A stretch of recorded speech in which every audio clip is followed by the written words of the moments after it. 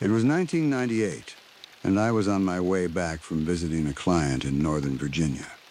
The meeting had run longer than expected, and dark clouds were already gathering on the horizon as I started my journey back to Maryland. I should have been home by evening if I stuck to the main highways, but traffic was at a standstill on I-95. Damn it, I muttered, drumming my fingers on the steering wheel as I stared at the sea of brake lights stretching endlessly before me. A tractor-trailer had jackknifed across 3 lanes, and emergency vehicles were creating a bottleneck that wouldn't clear for hours. I wasn't one for sitting in traffic. Never had been. My father always said I inherited his impatience, a trait that had gotten me into trouble more times than I could count. This time would be no exception. The GPS showed a network of rural routes that snaked through the countryside. They looked like they would eventually reconnect with Highway 301, which would take me straight home. Impulsively, I took the next exit and headed east on a 2-lane road that quickly narrowed as it cut through dense Virginia woodland. At first, the detour seemed like a good decision. The road was empty, and I made good time, even enjoying the scenery of rolling hills and autumn foliage. The GPS kept recalculating as I made turns at unmarked intersections, but I wasn't concerned. I'd find my way eventually. 2 hours later, as the sun began its descent behind the hills, casting long shadows across the increasingly neglected asphalt, doubt crept in. The roads had become narrower, more winding, with fewer signs and landmarks. Houses appeared less frequently, and those I did pass looked weathered and isolated, tucked behind overgrown fields and dilapidated fences. The dashboard GPS had given up entirely, showing only a blinking icon and the message, "Signal lost." My phone showed no service bars. I checked the fuel gauge. The needle hovered just above empty, and the warning light had come on. Perfect, I said to no one, my voice sounding hollow in the quiet car. The trees pressed in on both sides of the road now, their branches creating a tunnel that seemed to swallow what little daylight remained. I hadn't seen another vehicle in at least an hour. The rational part of my brain suggested turning back, but pride and stubbornness pushed me forward. Surely there would be a town or gas station ahead. As if answering my thoughts, a sign appeared on the roadside. Time and weather had worn away most of the paint, leaving the metal rusted and barely legible. I slowed down to read it. Millview, 10 miles. An arrow pointed forward, down the increasingly neglected road. Something about the sign bothered me. Perhaps it was the way it leaned at an odd angle, as though partially pulled from the ground. Or maybe it was the crude, almost childlike lettering that had been repainted over the original text. Whatever it was, a sense of unease settled over me as I continued forward. The landscape changed subtly as I drove. The trees seemed older here, their trunks wider and their bark darker. Moss hung from branches like rotting curtains, and the underbrush appeared denser, more impenetrable. Even the air felt different, heavier, with a musty scent that seeped through the car's air vents.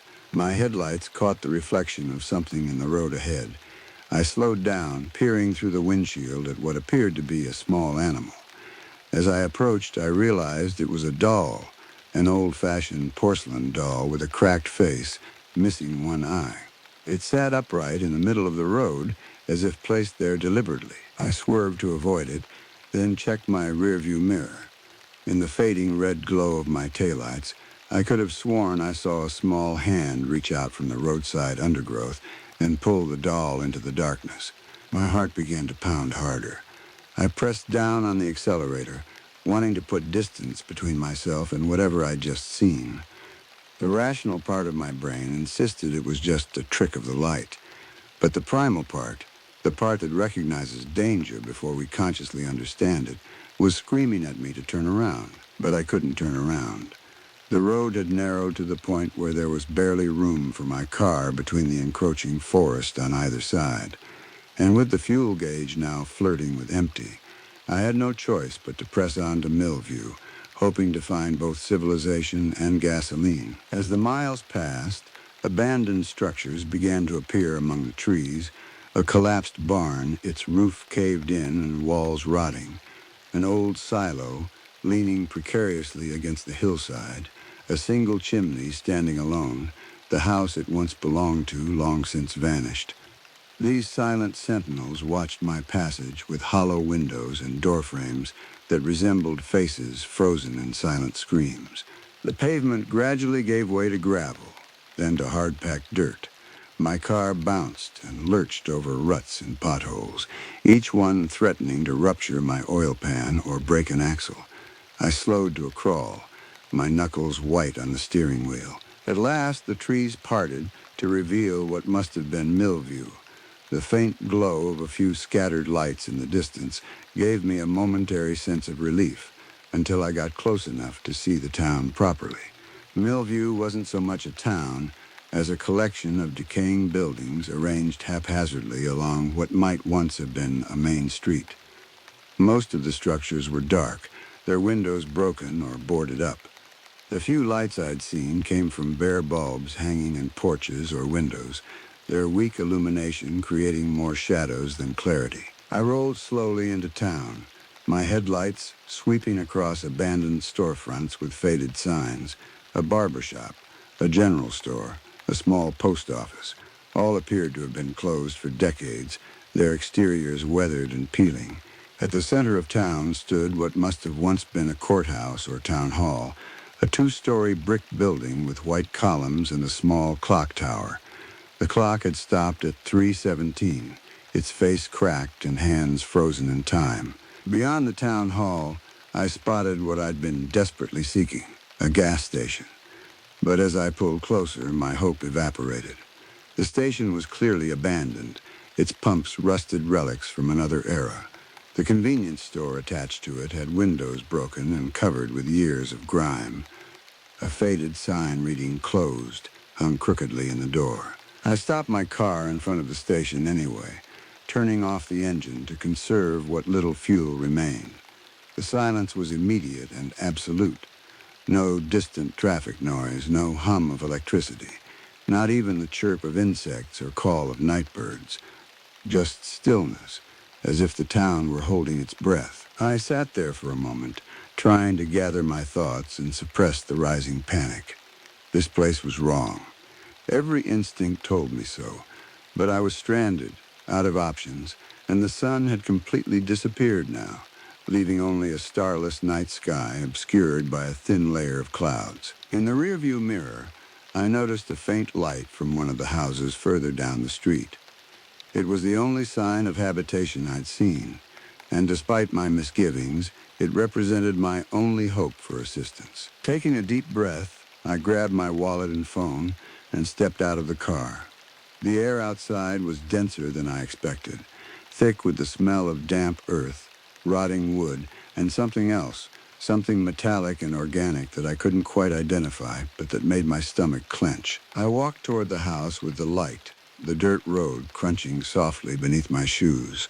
Every few steps, I tried my phone again, but the no-service message remained stubbornly displayed. As I approached the house, a two-story Victorian with peeling white paint and a sagging porch, I noticed movement in one of the upstairs windows. A figure, briefly silhouetted against the dim light inside, before disappearing behind a tattered curtain. I paused at the bottom of the porch steps, suddenly questioning the wisdom of approaching strangers in this forgotten place. But what choice did I have? I needed help, and this house appeared to be the only inhabited building in Millview. Taking a deep breath, I climbed the creaking steps and approached the front door. I raised my hand to knock, but hesitated when I noticed something strange about the door itself. Small objects had been embedded into the wood, bones, what looked like animal teeth, and tiny metal trinkets. They formed a pattern that seemed almost like writing, though in no language I recognized. I swallowed hard and knocked anyway. The sound echoed unnaturally loud in the quiet night. No answer came. I knocked again, harder this time. "Hello," I called out. "I'm sorry to bother you, but my car's almost out of gas. I need help." Still nothing. I was about to turn away when I heard it. a soft scraping sound from inside, like something heavy being dragged across a wooden floor. Then footsteps, slow and uneven, approaching the door. The door opened a few inches, revealing darkness beyond. The door creaked wider, revealing two figures standing in the dim light of the hallway. My initial relief at finding someone, anyone, quickly turned to unease as I got a better look at them. The man stood tall but hunched, as if bearing an invisible weight on his shoulders. His skin was pallid, stretched tight over prominent bones, giving his face a skull-like appearance. Deep-set eyes regarded me with an unsettling intensity from beneath a heavy brow. His clothes, overalls and a flannel shirt, were stained with dark patches of what might have been mud, though the coppery smell suggested otherwise. His hands were caked with dirt, nails black with grime. Beside him stood a woman, short and stout, with stringy hair hanging in matted clumps that partially obscured her face. What I could see of her features was dominated by a smile, not the warm, welcoming expression of a potential helper, but something predatory and calculating.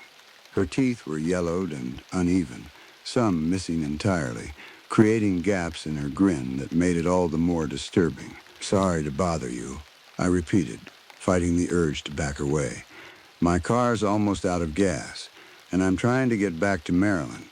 Is there anywhere in town I can get fuel?" The pair remained silent for a moment, simply staring at me. Then the woman's grin widened further, revealing more of those crooked teeth. "Ain't no gas here," she said, her voice low and raspy, as if unused to speaking. "Not for many years now." "No gas station? Nothing at all?" I asked, desperation creeping into my voice. The man shifted slightly, moving closer to the door. "Town's been empty a long time," he said, his voice surprisingly soft for someone of his stature. "Just a few of us left now. Is there a phone I could use? My cell doesn't have service here." The woman made a sound that might have been a laugh. "No phones. No need for 'em." She tilted her head, studying me with undisguised curiosity. "But you're welcome to come in. Rest a while." Every instinct screamed at me to decline and retreat.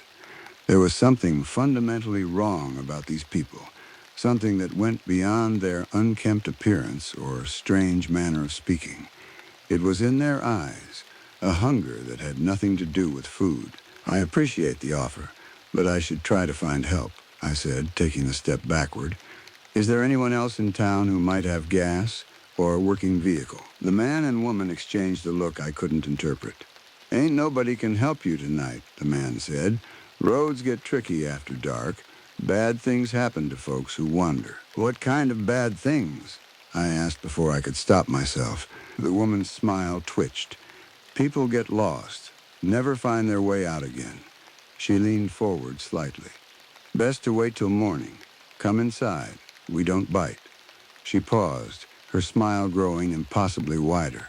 Much. I'm not sure if she meant it as a joke, but the way her companion's lips curled upward made my skin crawl. "Thank you, but I'll just wait in my car," I said firmly, taking another step back. "I appreciate your time." The man's expression hardened. "Suit yourself," he said, "but lock your doors." His eyes flicked to the wooded areas beyond the town. "They come out at night." Before I could ask who they were, the woman pulled the door shut, leaving me alone on the porch. I hurried back to my car, looking over my shoulder with every step. The darkness between houses seemed deeper now, the shadows more substantial. I could feel eyes watching me from windows, from alleys between buildings, from the tree line that encircled the town like a noose. Once inside my car, I locked all the doors and tried to calm my racing heart. The encounter had left me shaken, my mind filling with images of what those people might have done if I'd accepted their invitation. I tried my phone again. Still no signal. The car's fuel gauge showed empty now, the warning light glaring at me accusingly. I would have to spend the night here and hope to find help in the morning. Maybe another resident would be more normal, more helpful. Or perhaps I could walk to a neighboring town, though I had no idea how far that might be. As night fully descended on Millview, The darkness became absolute. No street lights illuminated the roads. No porch lights or household lamps brightened windows. Even the house I'd just visited had gone dark, as if its occupants had suddenly vanished. I reclined my seat slightly and tried to get comfortable, though sleep seemed impossible in such circumstances. I kept my keys in the ignition, ready to start the car if necessary, though I knew the remaining fuel wouldn't take me far. Time passed with excruciating slowness. Each creak of the trees in the wind, each distant sound from the forest, set my nerves on edge. I found myself staring at the rearview mirror, watching for movement behind the car. Around midnight, according to my watch, since the car clock had inexplicably stopped working, I noticed a faint glow coming from the woods beyond the town. At first I thought it might be headlights from an approaching vehicle, but the quality of the light was wrong. It flickered and danced, like flames. Curiosity overcame caution, and I adjusted my position to get a better view. Deep among the trees, perhaps half a mile away, a fire burned. I could make out movement around it, figures circling the flames, though they were too distant to see clearly. As I watched, wondering if these might be campers or hikers who could help me, my engine suddenly sputtered and died completely. The dashboard lights flickered once, then went out, plunging the car's interior into darkness. No, no, no, I muttered, turning the key repeatedly. The engine made a weak grinding noise but wouldn't catch. After several attempts, even that sound faded, leaving only an ominous click when I turned the key. I sat in stunned silence. The battery had been fine. This was something else, something I couldn't explain or fix. I was truly stranded now. A soft tapping on the window beside me nearly stopped my heart. I whipped my head around to see a face pressed against the glass. A child's face, pale and gaunt, with eyes that reflected light like a cat's. The child, I couldn't tell if it was a boy or girl, stared at me without expression, then slowly raised a hand and beckoned. I fumbled for the door lock, making sure it was still engaged. "Go away," I shouted, my voice muffled by the window. The child continued to stare, unblinking.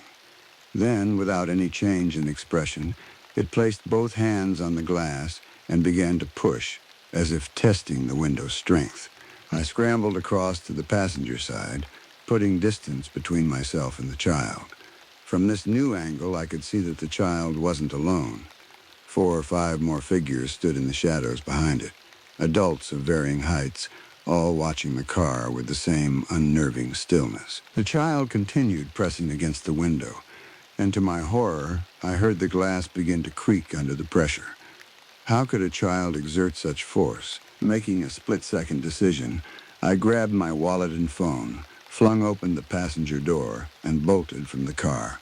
I heard startled noises behind me as I sprinted down the town's main street, away from my car and the strange figures surrounding it. I ran blindly, my only thought to put distance between myself and those people. The road beneath my feet changed from dirt to cracked pavement, then to grass, as I veered off into a field behind what looked like an abandoned diner. Only when my lungs burned for air did I stop, crouching behind a rusted dumpster to catch my breath. The night was silent again, no sounds of pursuit reaching my ears.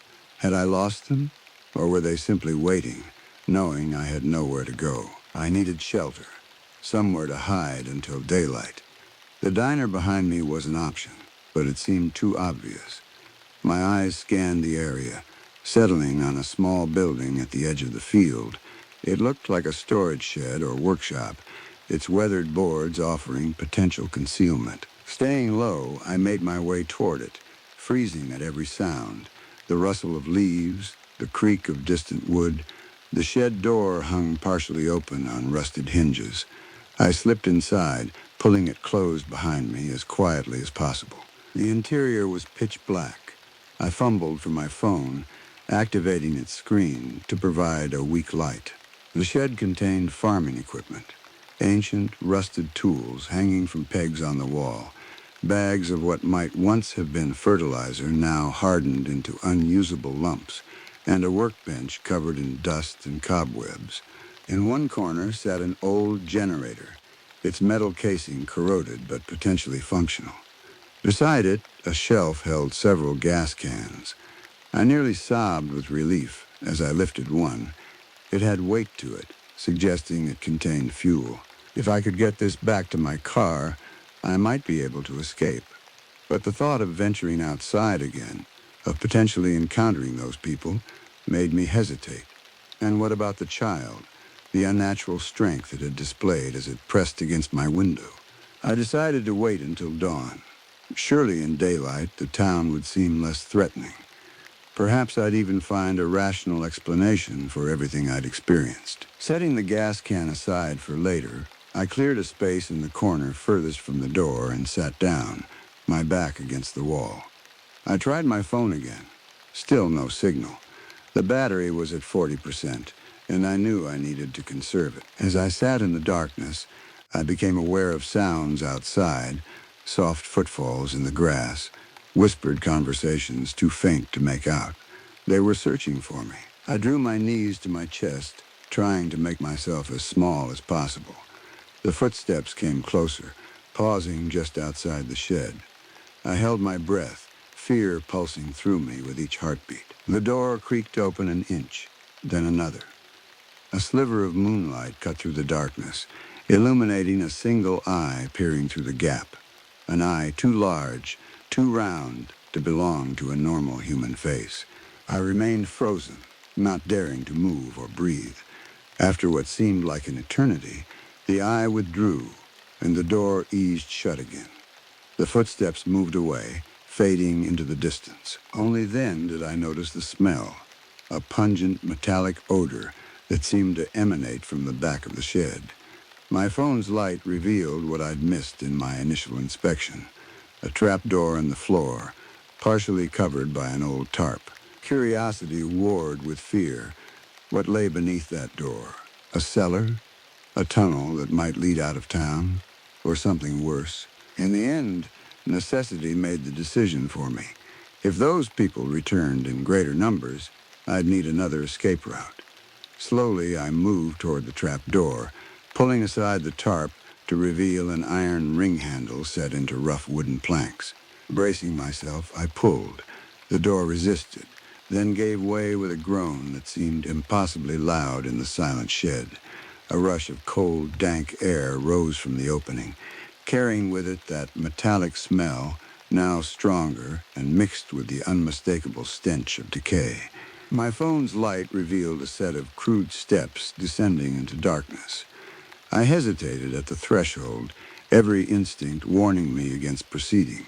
But the sound of returning footsteps outside the shed forced my hand. With one last glance at the gas can, which I now realized I wouldn't be able to carry while navigating unknown terrain in the dark, I began my descent into the earth beneath Millview. The steps led down into absolute darkness, each wooden plank groaning under my weight. The air grew colder and damper with every step, the smell of decay intensifying until I had to breathe through my mouth to avoid gagging. My phone's weak light barely penetrated the gloom, revealing only a few feet ahead at a time. After descending about 20 steps, I reached a dirt floor. The space opened into what appeared to be a tunnel, its walls supported by timber beams darkened with age and moisture.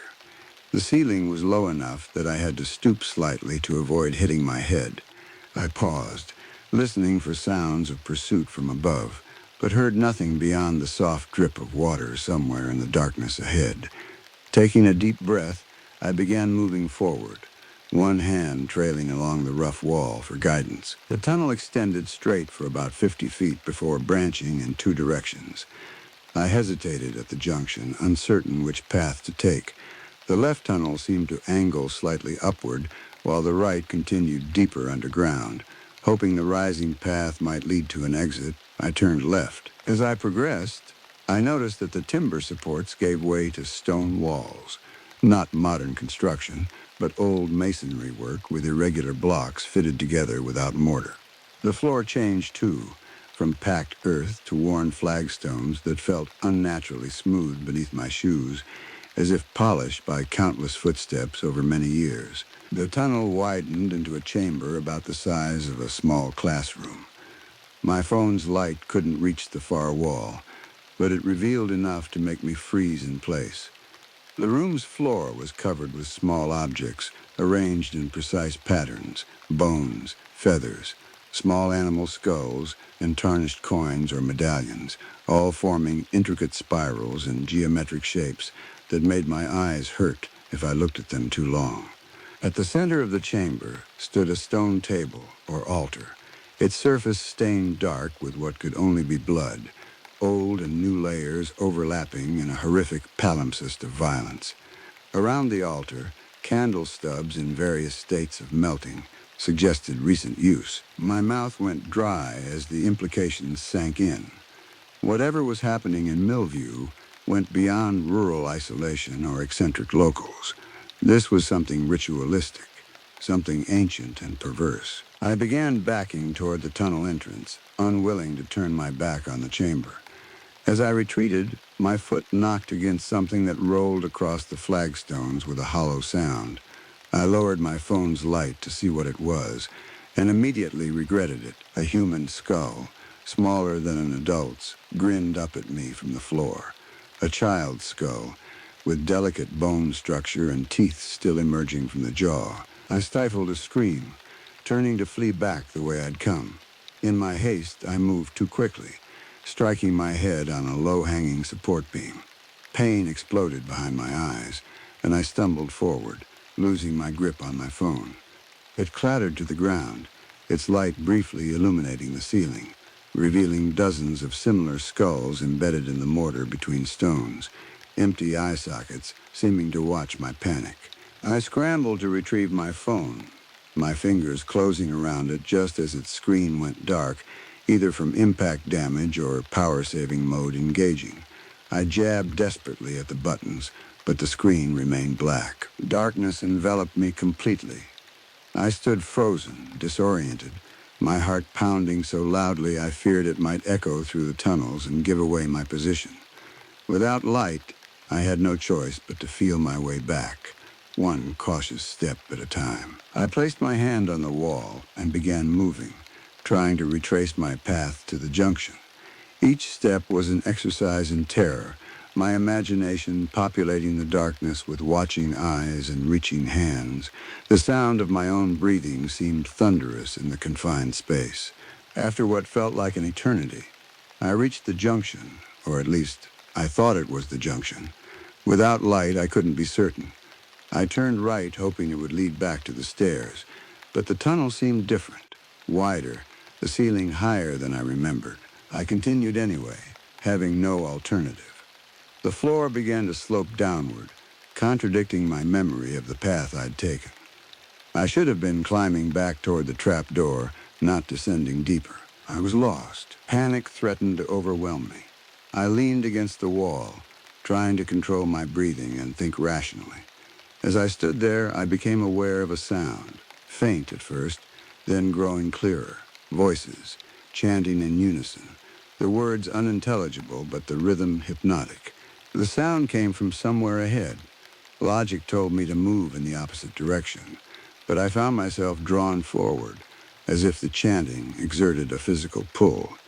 I resisted for a moment, then surrendered to the compulsion, moving cautiously toward the source. The tunnel opened into another chamber, this one much larger than the first. Light spilled from its entrance, not the harsh glare of electric bulbs, but the warm, flickering illumination of dozens of candles and torches set in wall sconces. I approached the entrance and peered around the edge, careful to remain hidden in the shadows of the tunnel. What I saw defied rational explanation. The chamber was circular, its high domed ceiling lost in shadows. The walls were lined with niches, each containing what appeared to be mummified remains, human figures with skin pulled tight over bones, preserved in postures of agony. Their hands reached outward, as if pleading for help that never came. In the center of the chamber stood a group of people, 20 or 30 individuals arranged in concentric circles around a central pit from which red light glowed with pulsing intensity. They wore simple clothes, similar to what I'd seen on the man and woman at the house, but adorned with bizarre accessories, necklaces of teeth and bone, headdresses made from animal skulls, and cloaks decorated with patches of what looked disturbingly like human skin. Among them, I recognized the gaunt man and the woman with the unsettling grin. They stood in the innermost circle, closest to the pit. The woman held a curved knife that caught the firelight as she raised it above her head. The chanting grew louder, more frenzied. From my position, I couldn't see into the pit, but I could hear a sound rising from it, a wet, slithering noise punctuated by what might have been whimpers. I knew I should flee, should try to find another way out of the tunnels, but horror rooted me to the spot. I watched as the inner circle began to sway in unison, their movements becoming more erratic with each passing moment. Then the chanting stopped abruptly, leaving a silence so complete it seemed to have physical weight. The woman with the knife stepped forward to the edge of the pit, her back to me. She spoke words I couldn't understand, her voice carrying clearly in the silent chamber. From the pit came a response, not words, but a sound so profoundly wrong that my mind refused to process it fully. It was like 1,000 voices speaking at once, some high and childlike, others deep and guttural, all overlapping in a symphony of madness. The assembled crowd prostrated themselves, foreheads touching the stone floor. Only the woman remained standing, her arms outstretched toward the pit. "We bring you another," she said, her voice now clear and carrying a note of reverence. "A stranger who wandered into our domain, an offering of fresh blood for the covenant." With dawning horror, I realized they were talking about me. Somehow, they knew I was here, knew I was watching. But how? I'd been careful, silent in my approach. The answer came as I felt a hand close around my ankle. I looked down to see a figure crouching in the shadows beside me, the same childlike form I'd seen at my car window, its eyes reflecting the distant candlelight with an unnatural glow. It had followed me, tracked me through the darkness with senses I couldn't comprehend. I kicked out instinctively, my foot connecting with something that felt too soft, too yielding to be human bone. The creature, for I could no longer think of it as a child, made no sound, but its grip loosened enough for me to pull free. I turned and ran blindly into the tunnel, no longer caring about the noise I made. Behind me, the chanting resumed, now with an urgency that suggested pursuit. I ran without direction, without thought, driven solely by the need to escape. The darkness was complete, but fear lent me a strange clarity. My hands found the walls, guiding me through turns and junctions I hadn't noticed before. I stumbled frequently, skinning my palms and knees on rough stone, but each time I pushed myself up and continued. After what seemed like hours but could only have been minutes, I saw it. A faint rectangle of lesser darkness ahead, a doorway or opening, different from the tunnels I'd been traversing. I sprinted toward it, hope giving me a final burst of speed. I emerged into open air, gulping it gratefully, despite the same musty metallic odor that permeated everything in Millview. I was in some kind of yard or clearing, surrounded by dilapidated buildings. The moon had emerged from behind clouds, providing enough light to see my surroundings. I recognized one of the buildings, the abandoned gas station I'd seen when I first arrived in town. Somehow, the tunnels had led me almost back to where I'd started. In the distance, I could hear movement, multiple figures emerging from other openings in the ground, spreading out to search for me. They moved with purpose, with the confidence of predators on familiar hunting grounds. I needed shelter, a place to hide until daylight. The gas station seemed my best option, familiar territory with multiple exits and potential weapons inside. I moved toward it, staying low and using the shadows for cover.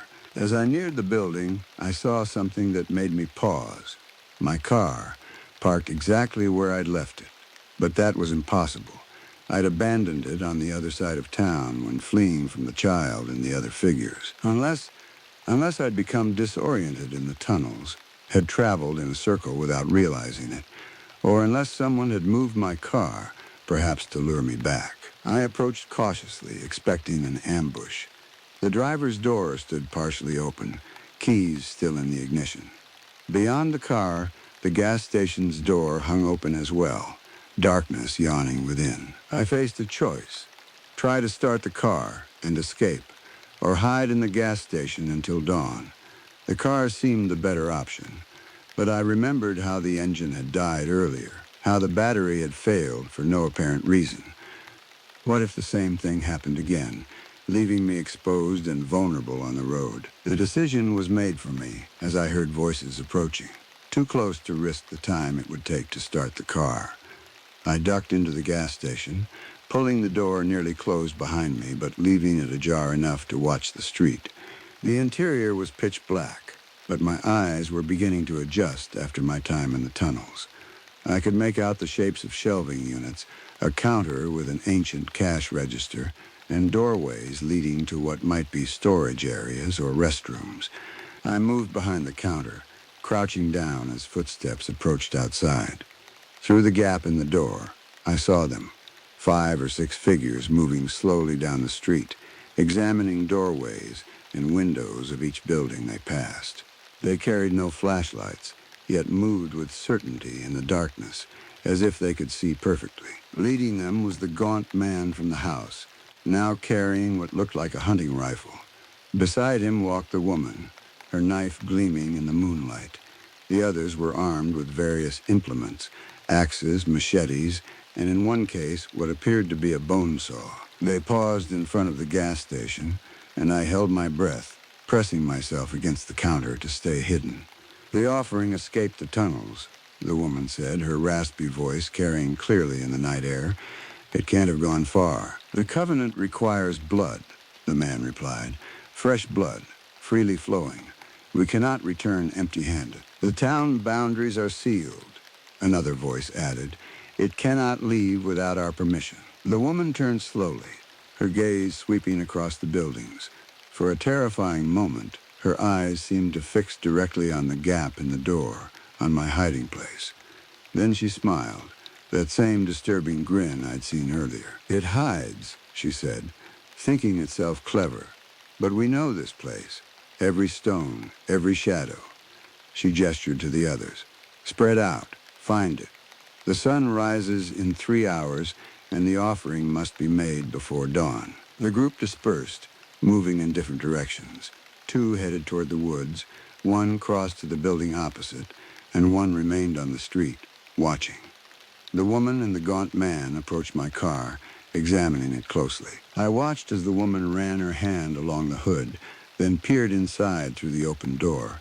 She reached in and removed the keys from the ignition, slipping them into her pocket with a satisfied nod. It will return for this, she said. They always try to escape. The man grunted in agreement. Then both moved away, heading toward the edge of town opposite from where I'd seen the fire earlier. I remained motionless behind the counter, my mind racing. They had my keys now, eliminating any chance of driving away. I was trapped in Millview, at least until I could find another way out. As I considered my options, a soft sound from behind me froze the blood in my veins, the quiet scrape of something moving in the darkness at the back of the store. I wasn't alone. I turned slowly toward the source of the sound, every muscle tense with fear. In the dim light filtering through the dirty windows, I could just make out a shape moving behind the shelves at the back of the store, something low to the ground, advancing with deliberate caution. My hand groped blindly along the counter, searching for anything that might serve as a weapon.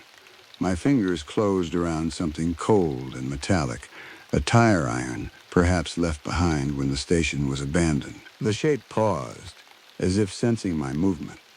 For several heartbeats, we remained frozen in mutual awareness, neither making a sound. Then it emerged from behind the shelves, and I had to stifle a gasp. It was a dog, a large, emaciated hound with patchy fur and visible ribs. But as it moved closer, I realized this was no ordinary canine.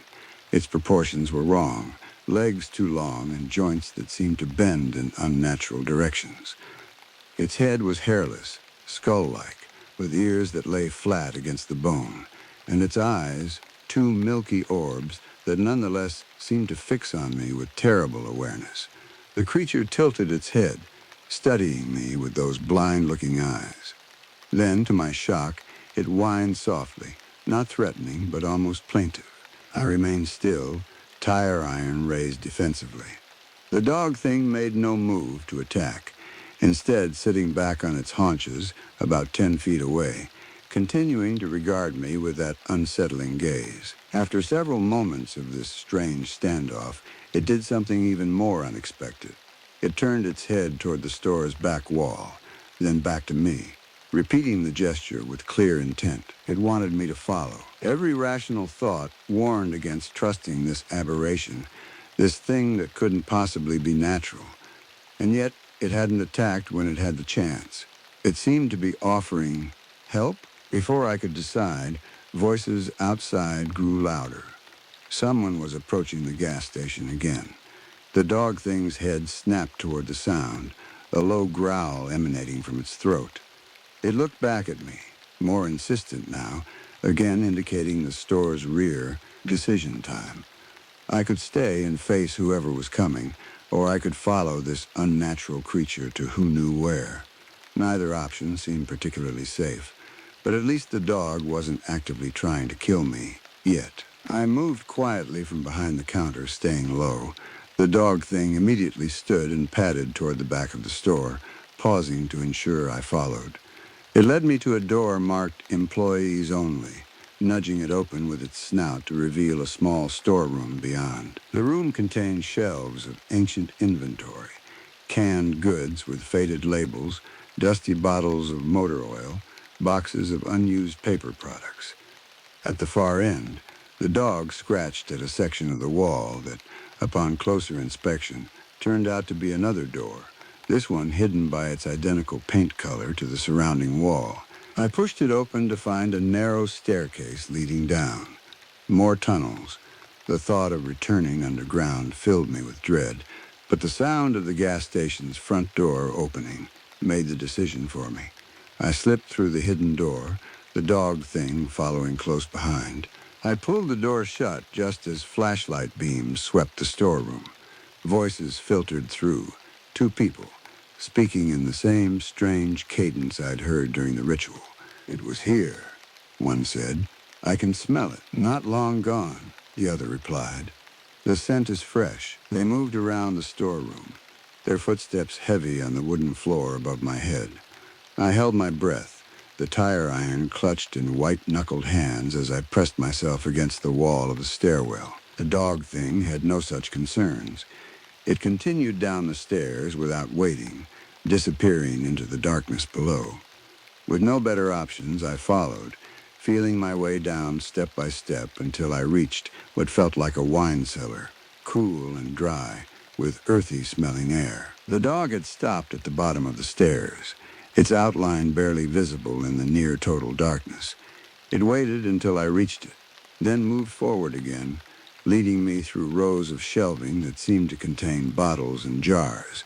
We progressed through the cellar and into another tunnel, this one different from those I'd traversed earlier. The walls were smooth concrete rather than stone, suggesting more recent construction.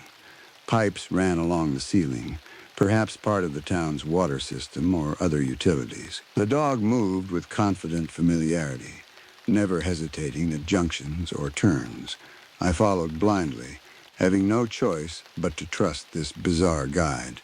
The darkness was so complete that I frequently bumped into walls or tripped over uneven flooring, but the sound of the dog's claws on concrete kept me oriented.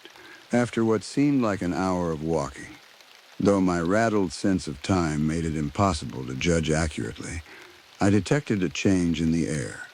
It became fresher, carrying hints of pine and damp earth. We were heading toward an exit. Sure enough, the tunnel began to slope upward, and ahead I could see the faintest lightening of the darkness. Not daylight, but perhaps moonlight filtering through trees. The dog increased its pace, and I hurried to keep up. We emerged in a small clearing in the woods, the exit concealed by thick undergrowth that had been pushed aside to allow passage.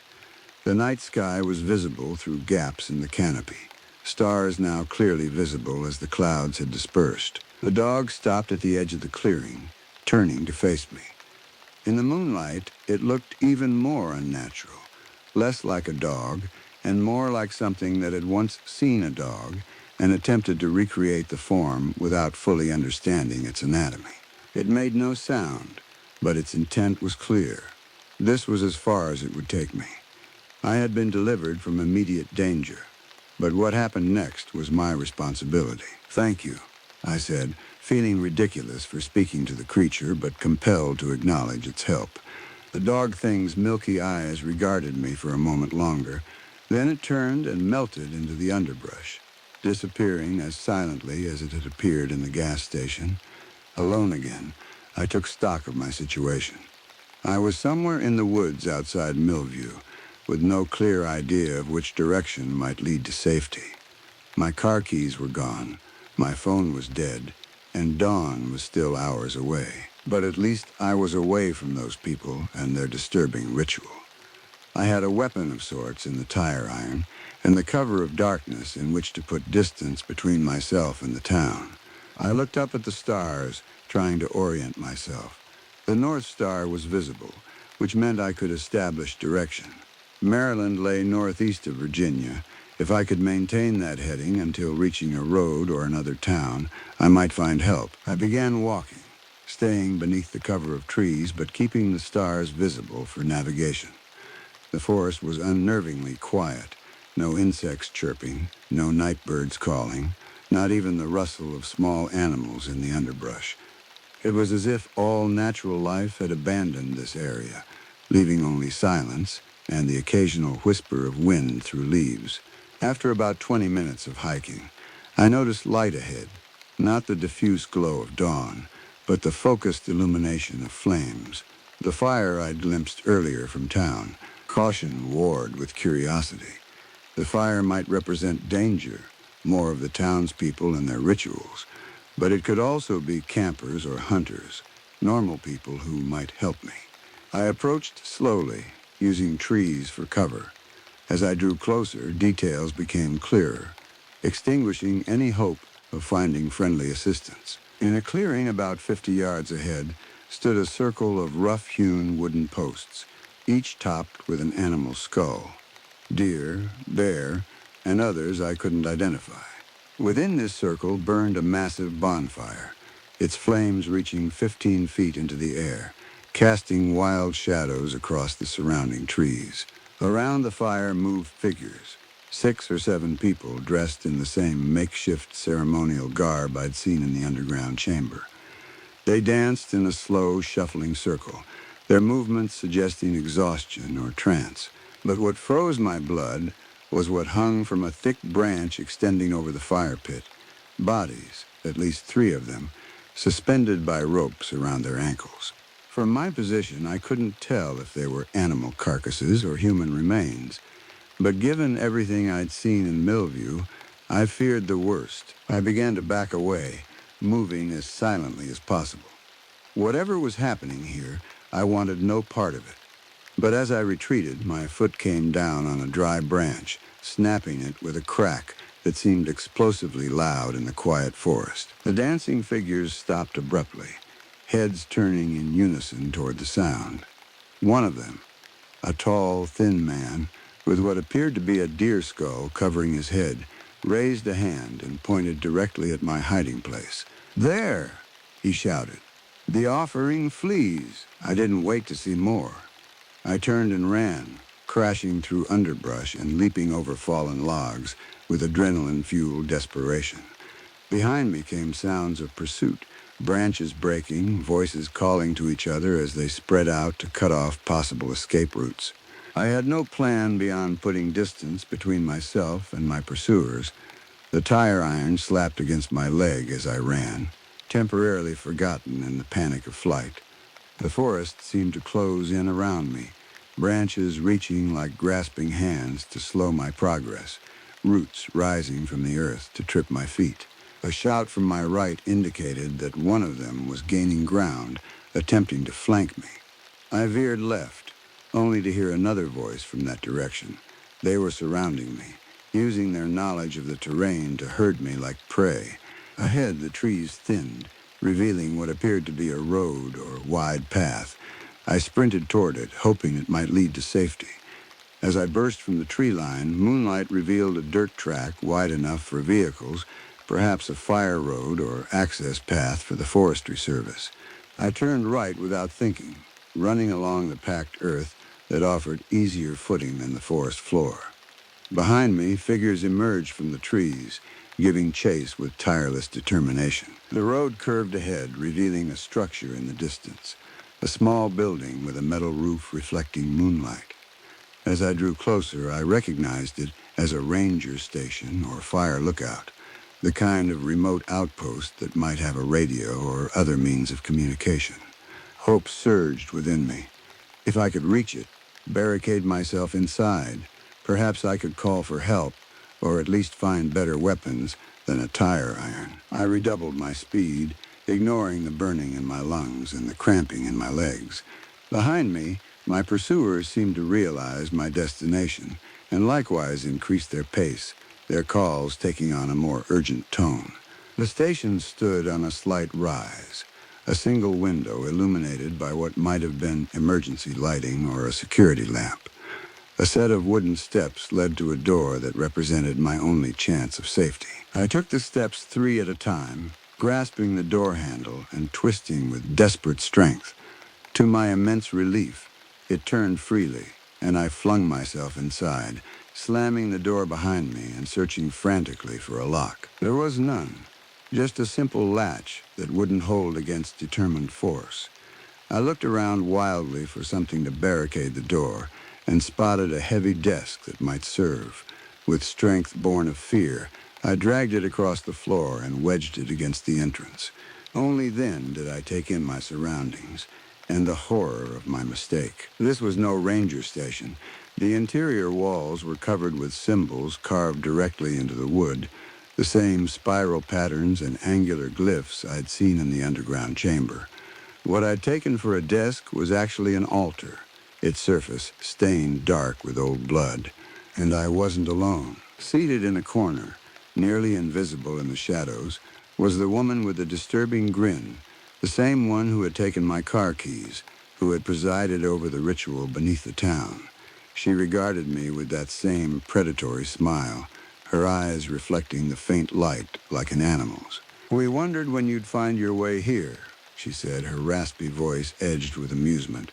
"They always do, in the end." I raised the tire iron defensively, backing toward the window, the only other exit from this nightmarish trap. "Stay away from me," I warned, trying to keep my voice steady. The woman made no move to approach. She simply sat there, watching me with unsettling intensity. "You can't leave," she said matter-of-factly. "The boundaries won't permit it, not until the covenant is satisfied." "What covenant?" I demanded, though I wasn't sure I wanted to know the answer. "What is this place?" She tilted her head, studying me as if I were a curious specimen. "Millview has always been here," she said, "long before it had that name, long before there were roads or maps or people who believed they understood the world." Her smile widened. "We keep the old ways. We remember what others have forgotten." Outside, voices grew louder as my pursuers reached the building. I heard them gathering around the door, speaking in that strange language I couldn't understand. "What do you want from me?" I asked, edging closer to the window. "Want?" She laughed, a dry sound like autumn leaves rustling. "We don't want anything from you. It's what the town wants, what it needs." She gestured toward the symbols on the walls. "The covenant must be renewed with each cycle, blood freely given or taken by force." The door shuddered as something heavy slammed against it, the desk sliding a few inches across the floor. It wouldn't hold for long. I abandoned any pretense of bravery and turned to the window, using the tire iron to smash the glass. Cool night air rushed in as I cleared the frame of jagged shards. "You can run," the woman said behind me. her voice now impossibly close, though I hadn't heard her move. "But you'll only find your way back here. The town doesn't release what belongs to it." Another impact shook the door, the desk moving further. Through the gap, I could see hands reaching in, pushing against the barricade. With no other options, I climbed through the window, dropping to the ground outside. To my surprise, none of the figures surrounding the building moved to intercept me. They watched with eerie stillness as I backed away, tire iron still clutched in my hand. "Dawn comes soon," one of them called, the gaunt man I'd met at the house. "The offering must be made before the sun rises." I turned and ran once more, heading back toward the dirt road. No one followed immediately, their confidence in my inevitable return apparently absolute. The eastern sky had begun to lighten almost imperceptibly, the first hint of approaching dawn. If I could just hold out until daylight, perhaps the rules of this nightmare would change. Perhaps the covenant the woman spoke of had limitations tied to darkness. I followed the dirt road, hoping it would lead away from Millview and toward civilization. But as the sky continued to brighten, I saw with sinking heart that the road curved back toward the town, emerging from the forest at a point not far from where I'd first entered. I stopped, staring in disbelief at the collection of decrepit buildings now visible in the pre-dawn light. Somehow, despite running in what I'd thought was the opposite direction, I'd circled back to Millview. Was it possible I'd become so disoriented that I'd traveled in a circle? Or was something more sinister at work, some property of the land itself that prevented escape, as the woman had claimed? With daylight approaching, I decided to try once more.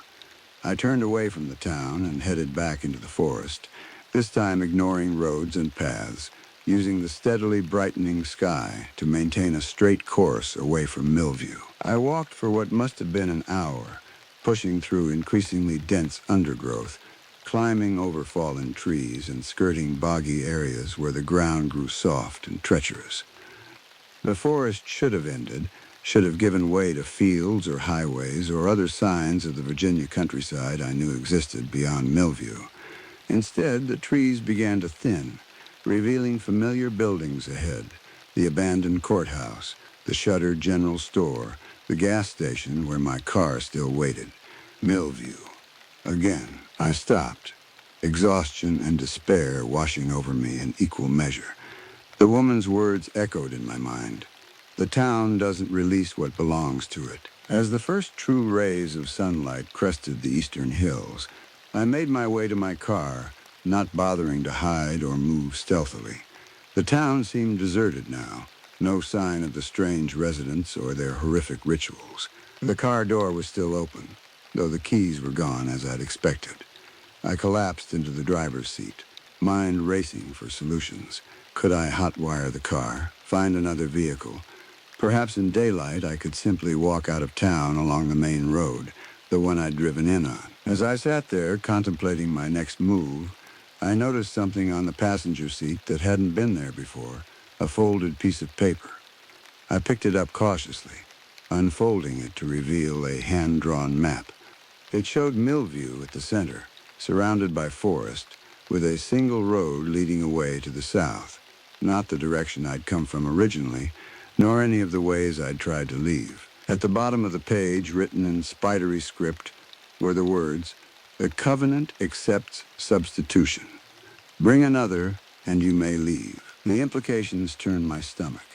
They wanted me to lure someone else to Millview, to condemn another innocent to whatever fate awaited offerings in this nightmarish place. I crumpled the paper and threw it aside. There had to be another way out, one that didn't involve becoming like them. As the sun climbed higher, bringing full daylight to Millview, I noticed movement at the edge of town, a pickup truck approaching slowly along the main road. My heart leapt. Someone from outside, someone who might help me escape. I got out of my car and stood in the middle of the road, waving my arms frantically to flag down the approaching vehicle. The pickup truck slowed as it approached, its engine rattling with age. It was an old Ford, probably from the 1970s, its once blue paint faded to a mottled gray. The driver, a middle-aged man with graying temples and a weathered face, regarded me with undisguised concern. I must have been a sight, clothes torn and dirt-smeared, eyes wild from a night of terror, still clutching a rusty tire iron in one hand. The truck rolled to a stop about 20 feet from where I stood. The driver rolled down his window but made no move to get out. "You all right?" he called, his voice carrying the soft drawl of rural Virginia. His eyes moved from me to the abandoned buildings of Millview, then back to me, wariness evident in his expression. "No," I said, my voice cracking with exhaustion and relief at seeing another human being, a normal one, not part of whatever nightmare inhabited this town. "My car broke down, and I've been stuck here all night. Can you help me? I just need a ride to the nearest town with a phone." The man frowned, his gaze again sweeping the empty street behind me. "This place has been abandoned for years," he said. "Not safe to be wandering around here. Buildings liable to collapse, among other things." "I know," I said, taking a step toward the truck. "Please, I just need to get out of here." He hesitated, then nodded slowly. "Hop in. I'm heading to Glenville, about 20 miles south. You can call for help from there." 20 miles. The distance seemed impossible. Had I really wandered so far from civilization? But it explained why no one had intervened in whatever was happening in Millview. The town was truly isolated, forgotten by the modern world. I moved toward the passenger side of the truck, relief making my legs weak. As I reached for the door handle, movement in my peripheral vision made me freeze. They were emerging from the buildings, from doorways and alleys and shadowed porches. The residents of Millview, dozens of them, moving with the same unhurried purpose I'd witnessed during the night. The gaunt man, the woman with the disturbing grin, the child thing with reflective eyes. Others I hadn't seen before, all bearing the same look of patient anticipation. "What the hell?" the driver muttered, noticing them too. His hand moved to the gear shift, ready to accelerate away. "Drive," I urged, yanking open the door and scrambling inside. Now, he didn't need to be told twice. The truck lurched forward, tires spinning on the dirt road as he hit the gas. We sped through the town center, passing buildings on either side from which more figures emerged, watching our passage with unnerving calm. "What's wrong with those people?" the driver asked, knuckles white on the steering wheel as he navigated the deteriorating road. Some kind of commune or cult? I didn't answer immediately, focusing instead on the road ahead.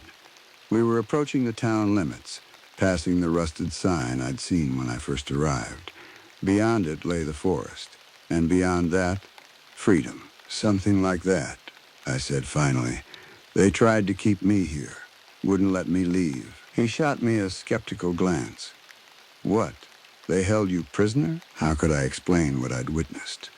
The rituals, the tunnels beneath the town, the inexplicable way the roads had led me back, no matter which direction I fled. He would think I was insane. "Sort of," I said. "Look, I just want to get as far from here as possible." He nodded, focusing on the road again.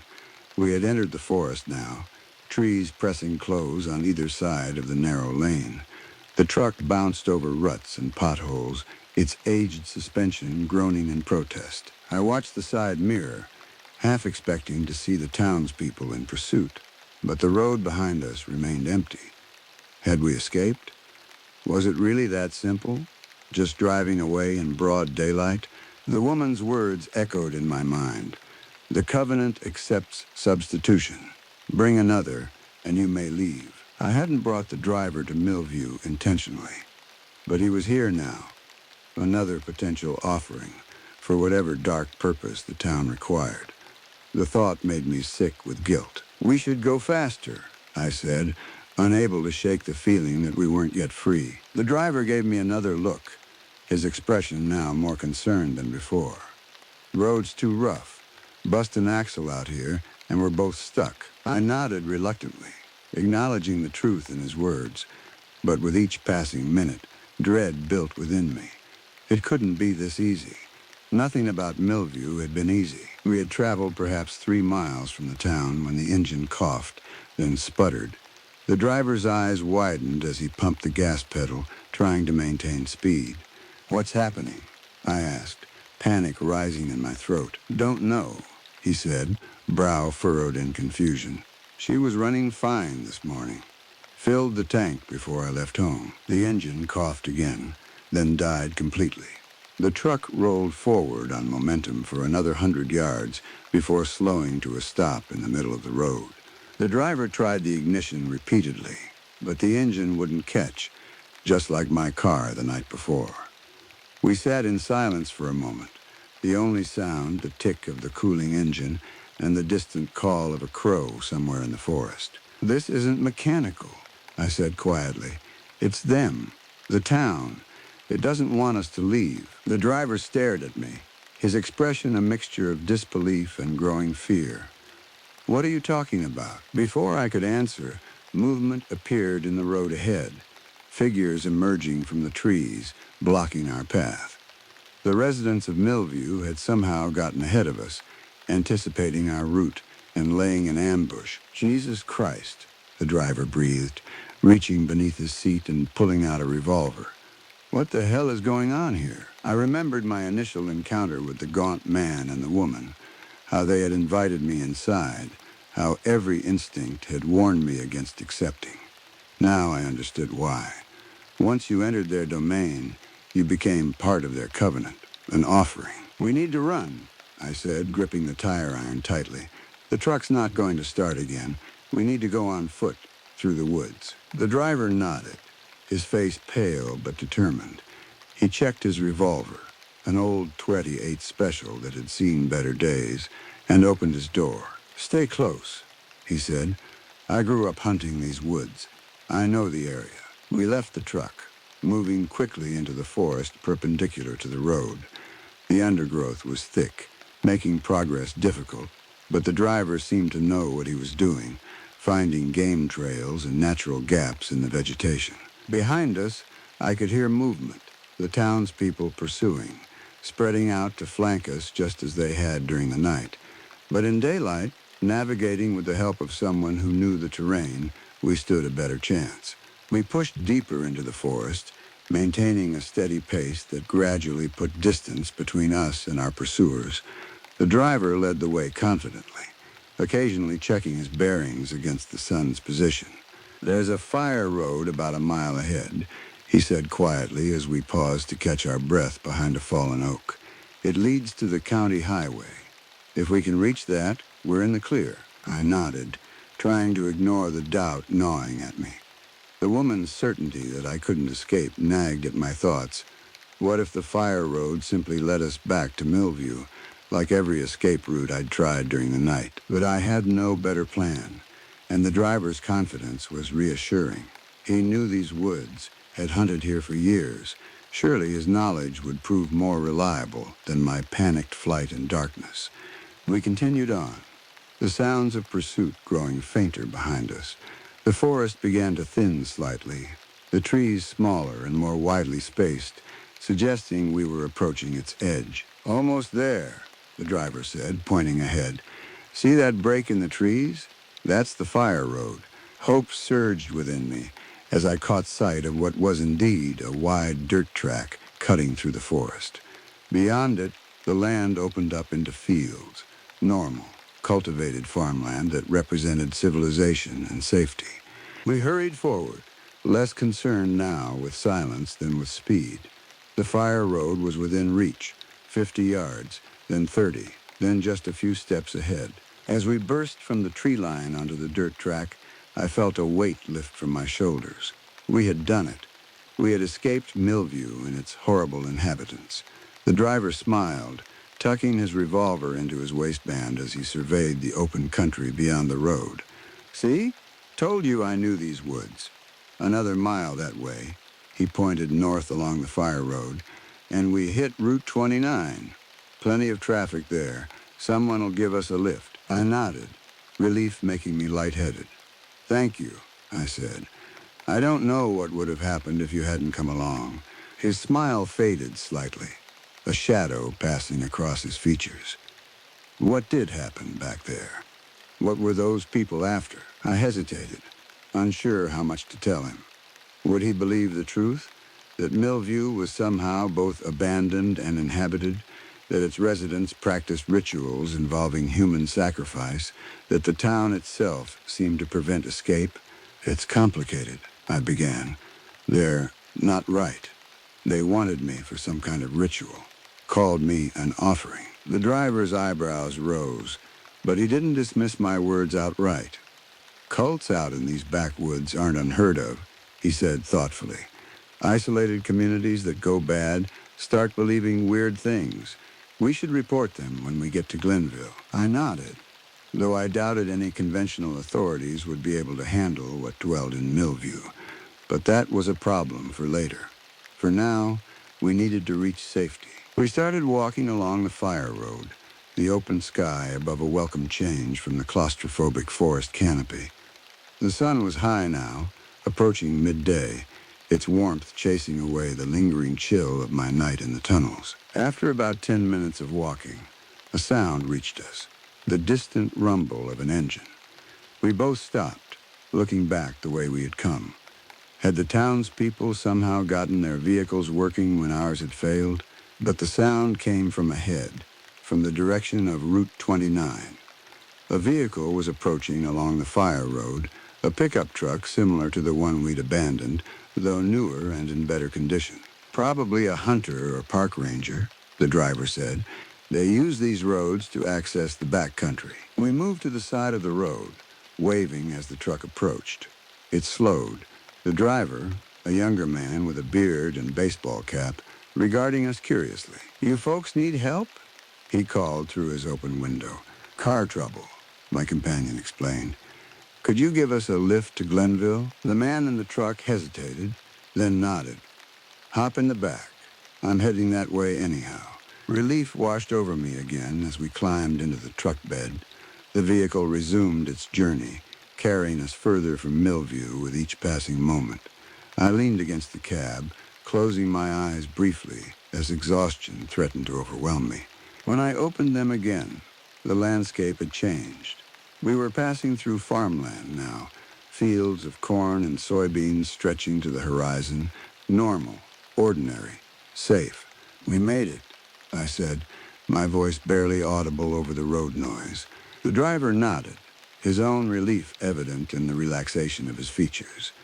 "Gonna have to send a tow truck back for my pickup," he said, though I'm half tempted to just leave it there. I understood the sentiment. Anything connected to Millview seemed tainted, corrupted by whatever malevolence pervaded that place. The truck eventually turned onto a paved road, Route 29 presumably, and shortly thereafter we entered the outskirts of what must have been Glenville. It was a small town, but beautifully normal. Gas stations with functioning pumps, a diner with customers visible through its windows, houses with cars and driveways and children playing in yards. Our benefactor dropped us at a gas station with an attached convenience store. As he drove away, I felt the last of my tension begin to ebb. We were safe. We had escaped. The driver, whose name I learned was Michael, used the payphone to call for a tow truck for his pickup.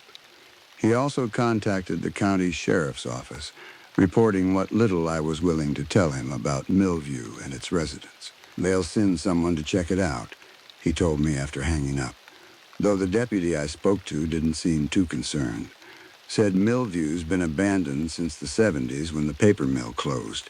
Official records show no residents for decades. I nodded, unsurprised. Whatever lived in Millview existed outside normal society, perhaps outside normal reality itself. Official records would never capture the truth of what happened there. Michael offered to drive me to the nearest bus station once his truck was recovered. I thanked him profusely, still feeling a nagging guilt that I had inadvertently drawn him into danger by flagging him down in Millview. While waiting for the tow truck, we sat at a picnic table outside the convenience store, drinking coffee and trying to process what had happened. Michael seemed content not to press me for details, accepting my vague explanations about a cult or commune with dangerous practices. I was midway through a sentence when I noticed something that made my blood freeze, a familiar figure walking down the street toward us. The woman with the disturbing grin, her clothes now cleaner and more modern than what she'd worn in Millview, but her face unmistakable. She shouldn't have been able to reach Glenville before us, not on foot. Yet here she was, walking casually past shops and pedestrians who seemed not to notice anything unusual about her. Our eyes met across the distance, and her grin widened. She raised a hand in what might have appeared to others as a friendly wave, but which I recognized as a reminder, a message that I wasn't as free as I believed. "What's wrong?" Michael asked, noticing my sudden tension. I tore my gaze away from the woman, who had continued walking and now disappeared around a corner. "Nothing," I lied, "just tired." But I knew then that it wasn't over. Whatever covenant bound Millview and its inhabitants hadn't released me. Perhaps it never would. The tow truck arrived an hour later, its driver reporting that they'd been unable to locate Michael's pickup at the coordinates he'd provided. The fire road existed, but there was no vehicle abandoned on it or anywhere in the vicinity. Michael was confused and frustrated, but I wasn't surprised. The truck had served its purpose, bringing another potential offering to Millview. Now it had vanished, just like all traces of normality seemed to do in that cursed place. True to his word, Michael arranged for me to reach the bus station in the next town over. Before we parted, he pressed his card into my hand. He was a contractor, his business information printed alongside his personal number. "If you ever need anything," he said, "or if those people cause you more trouble, call me. What happened out there, it wasn't right." I thanked him, knowing I would never make that call. I wouldn't risk drawing him back into Millview's orbit. He had escaped once. Tempting fate a second time would be unconscionable. The bus took me back to Maryland, to my apartment and my normal life. I reported my car stolen, collected the insurance, and tried to move on. I told no one the full story of what happened in Millview. Who would believe me? But I knew I hadn't escaped. Not really. Sometimes in crowds, I catch glimpses of them. The gaunt man browsing in a bookstore, the child thing watching from a playground, the woman with the grin passing me on the street. They never approach, never speak. They simply remind me of their presence, of the covenant that still binds me. And sometimes, when I'm driving unfamiliar roads, I notice signs for towns I've never heard of, exits that don't appear on any map. I drive past them now, no matter how bad the traffic, no matter how tempting the shortcut, because I know the truth that most people never learn. Some places aren't meant to be found. Some towns don't appear on maps for a reason. And once you've entered their domain, you never truly leave. You simply extend the boundaries of your prison. Millview is waiting. It has been patient for decades, perhaps centuries. It can wait a little longer for me to fulfill my part of the covenant, but I never will. No matter how many times I see them watching me, no matter how many nightmares plague my sleep, I will never bring another innocent to that place. Some prices are too high, even for freedom, and so we remain in stalemate. Me, trying to build a life despite knowing what lurks at its edges. And them, waiting for me to fulfill a bargain I never agreed to but am bound by nonetheless. The covenant remains unsatisfied, and somewhere in the forgotten backwoods of Virginia, Millview waits for its offering to return.